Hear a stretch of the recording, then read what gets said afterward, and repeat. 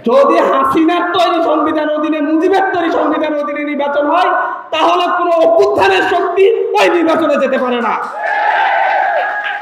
আমাদেরকে মূলা ধরায় একটা রাজনৈতিক দলের সাথে চুক্তি করে এসে ডক্টর মোহাম্মদ ইউনূস নিজে সেফ এক্সিট নিতে চাইছে আমাদের সবাই গলায় পাশ দিয়ে।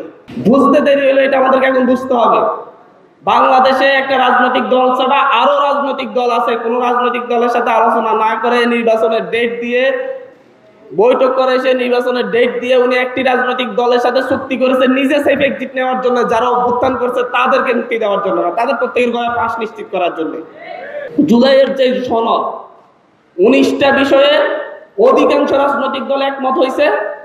এই 19টা বিষয় এই সরকারকে আইনি ভিত্তি দিয়ে যাইতে হবে।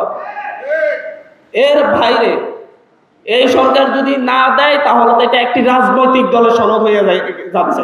যেই দল ক্ষমতায় যাবে তার সনদ, সে এটা পালন করলেও করবে, না করলেও না। সানবিট সব দিবে সামাল। সানবিট ম্যাজিক প্রেস ডিশওয়াশিং এর মাথা ঘোরানো সলিউশন।